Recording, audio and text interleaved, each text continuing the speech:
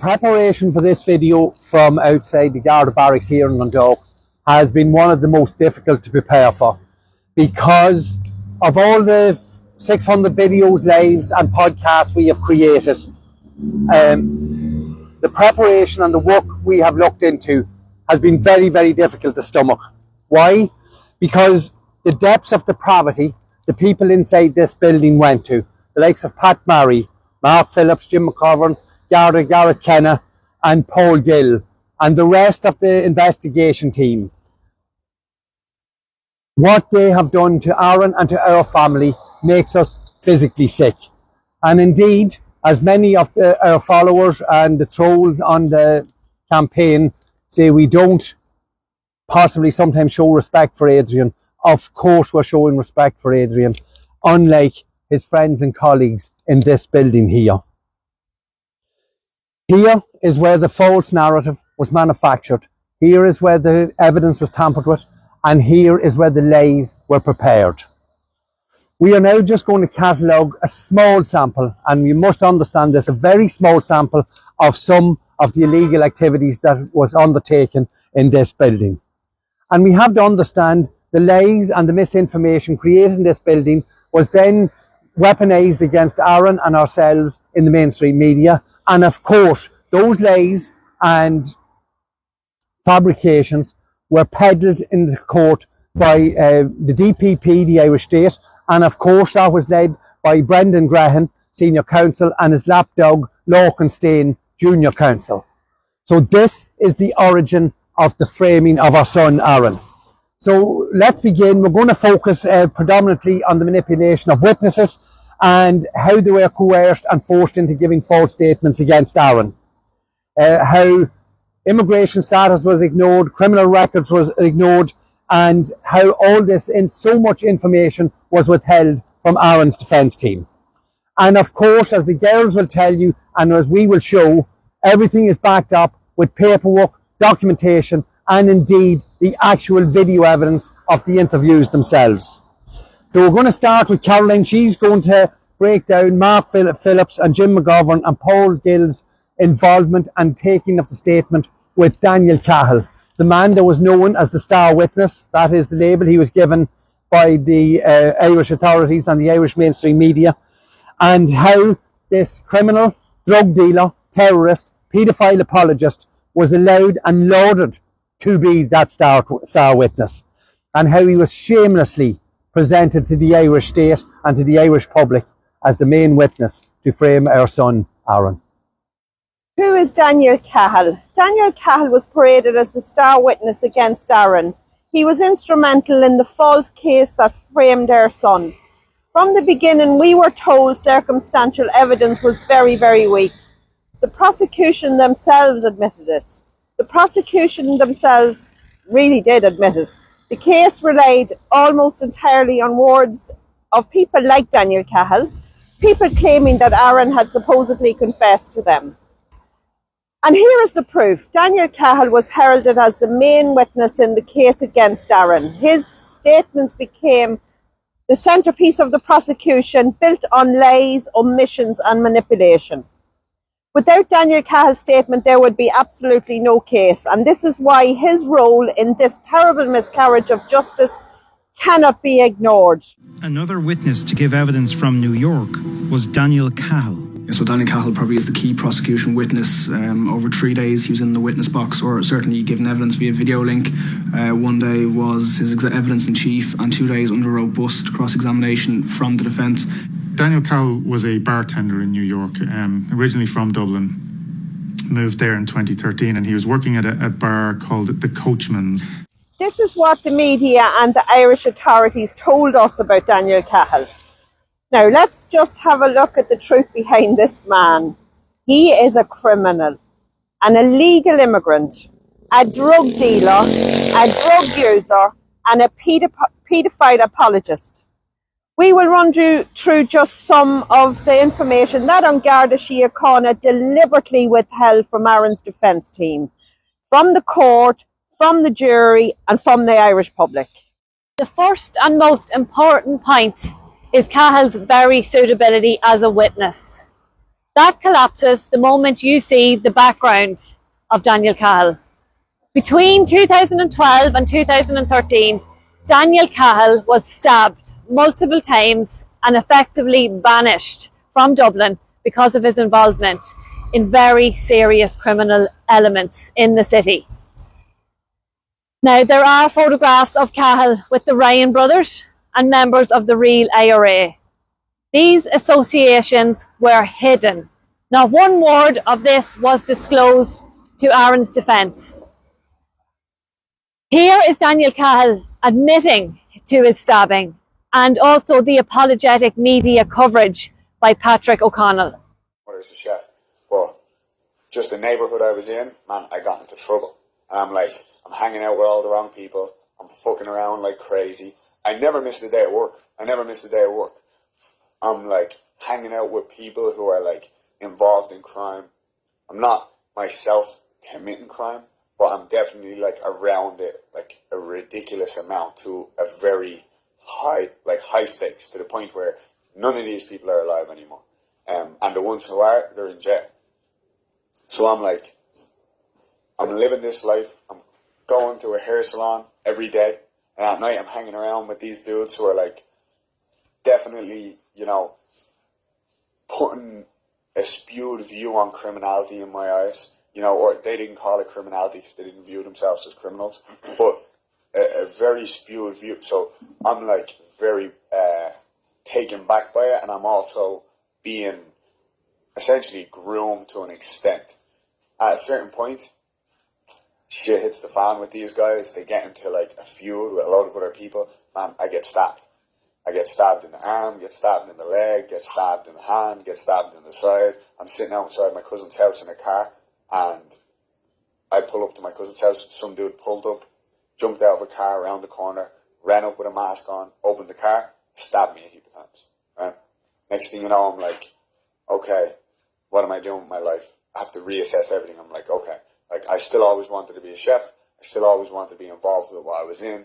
But right now, I'm part of a lifestyle and a group of people that I can't associate myself with. Thank God I was so young that I knew. My mother got me out. My mother was like, you got to go away. Like, you got to go. Detectives in this building behind me knew about Cahill's history in Dublin, and they withheld this vital info from Aaron's legal counsel. And let's not forget, when Cahill was caught as an illegal immigrant in the US, he should have been deported. By law, he had no right to remain there. But that threat of deportation was the perfect leverage. The reason he gave false statements against my brother Aaron. This is the star witness the state relied upon, a man whose background alone made him completely unsafe, untrustworthy and unfit to give evidence in any case, let alone a capital murder trial. Perhaps the most disturbing and sickening aspect of Daniel Cahill's involvement in this case lies in the actions of Mark Phillips, superintendent here in Dundalk. When Daniel Cahill was arrested in New York in 2019, he was caught with drugs. Now, we knew about the marijuana, but it was only through a slip-up in the testimony of US Homeland Security Officer Marianne Wade did we learn that he was also caught with steroids in the apartment. This was completely withheld from Aaron's defence team. When questioned about this omission, Mark Phillips denied any knowledge of the steroids. This was a lie. Mark Phillips, you are a liar. He claimed then, went on to change his story, saying that when he flew to New York in September 2019, he was made aware of the steroids. And when he flew home then to Ireland in October 2019, he completely forgot to put this information in his report. Again, Mark Phillips, you are a liar.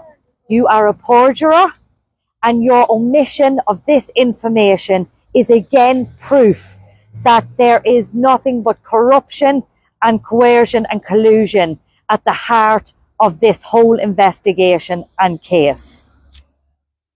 Instead of being the star witness, Daniel Cahill should be in jail. And instead of being promoted to superintendent, Mark Phillips should be under investigation for his lies and his perjury and his collusion and corruption and involvement in Aaron's case. This is not justice. This is a framing. This is a miscarriage of justice. We know and are very aware through our own investigations exactly the type of person Daniel Cahill is.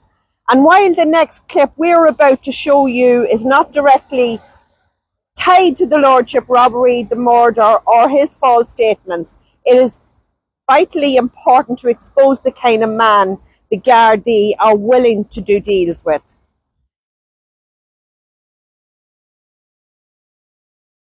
Pizza shop owner.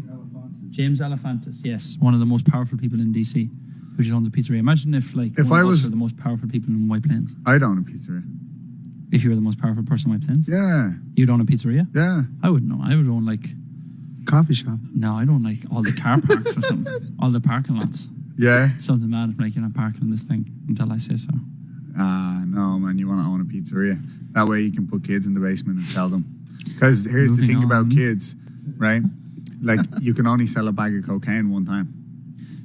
Right? Yeah. I've seen it go multiple times. Yeah, if you sell a bag of weed, that's the bag of weed gone. But if you sell the kid, you still got the kid afterwards. You keep selling it. You could keep selling it? Yeah, you can just keep selling that kid. So that's what's up. This is the importance of that movie that everybody's been going crazy about. So why not own a pizza shop, right? Well, you can rent the basement out. I don't know. Sell pizza. Possibly. I don't know. I don't have the I suppose the dark spark to be able to sell children. The emails that no, I couldn't do it. There's a lot of emails. Right? There are a lot of emails. This is Daniel Cahill on a public podcast telling his friends about opening a pizza shop where he would keep children in the basement and sell them. His own friends were visibly disgusted and impulsed by his words.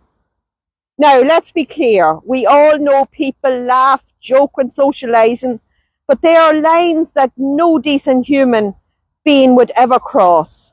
To joke about exploiting children in the way is vile, depraved, and beyond sickening.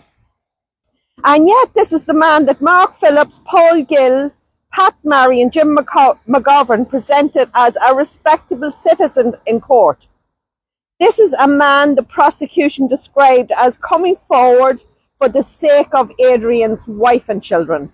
The hypocrisy is staggering. The truth is sickening, and the fact that such a man was ever put forward as the star witness in a capital murder trial shows just how corrupt and rotten this case really is. On all of our platforms, we have released Daniel Cahill's interviews. First with Paul Gill and Garda Padraig Riley, and the second with Jim McGovern and Paul Gill. These videos have been put out publicly across all of our social media. We have been told that by releasing them, we should have been questioned about their validity. Well, here we are today outside Dundalk Garda station, as you see behind me, and we have repeatedly offered to meet and speak with any member of an Garda Síochána at any time. Yet we have never once been contacted, either by the Gardaí themselves or any legal representative of the Irish state. That silence speaks volumes. It shouts from the rooftops. The Justice for Aaron Brady campaign is telling the truth. We are telling the truth. If our narrative could be contradicted in any way, it would have been by now, but it cannot, and this is why nobody will challenge us. We are more than happy to go to court. In fact, we are preparing for it, both civilly and criminally, and we actually are looking forward to getting the opportunity and the chance to argue our points with evidence, with facts. These are all backed. Until then, We continue to expose the corruption, the collusion, and the depths of depravity that lives in the walls of the Dundalk Garda station. As we have said numerous times before and has been highlighted in the video clips here in front of Dundalk Garda station, Daniel Cahill should be in jail. Let's be totally clear about that. There is no ambiguity. That is where Daniel Cahill should be. But yet, Daniel Cahill is still walking the streets of New York free. Yes, you have to hear this to believe it. Daniel Cahill is now running his own business in New York. And as we have said, there are multitudes of how evidence was tampered with in this building. And even the stories on Daniel Cahill, we haven't touched on his machete attack. We haven't touched on some of his involvement in crime in Dublin. So everything we are saying has been catalogued and has been proven. And this, when we talk about Daniel Cahill, we must highlight this man here, Mr. Kerry Bretz. Kerry Bretz was a US immigration lawyer with over 30 years experience. Kerry Bretz gave evidence during the course of Aaron's trial, and he told the court, he told the Irish judicial system, that Daniel Cahill's feet should not have touched the ground. Daniel Cahill should have been on the next available flight out of New York. But that never happened. Why? Because the people in this building behind us that we've told you about, Mark Phillips, Paul Gill, Bobby Ogle, Pat Murray, all these detectives done deals with this criminal, paedophile apologist, illegal immigrant. And they done deals in association with Cahill, but also with US immigration and US immigration administration. So deals were done, and we have the paperwork to show that the American authorities knew all about Cahill and the other criminals who give false statements against Aaron. And so Daniel Cahill, the illegal immigrant, the drug dealer, the machete wielder, the paedophile apologist, still remains in America. And his lies and his false statements are now and have become the primary reason why our son Aaron has been framed and is now incarcerated for 40 years in Portlaoise prison. So the question must be asked to those in this building and their superiors indeed in Phoenix Park. How was this ever allowed to happen? And this is the question you, the Irish public, this is the question the Irish media must ask. How was this allowed to happen? It must be questioned. And let us not forget that this building, in this building is the so-called friends and colleagues of Adrian. And as we have said before, we've always shown the height of respect for Adrian. But what these people have done to his memory is beneath depravity. By their lies, their cowardness and their corruption, they have betrayed Adrian as much as they have betrayed Aaron. These men are cowards. They are the scum of the earth, and for what they have done, we most sincerely, we pray that their conscience will get the better of them.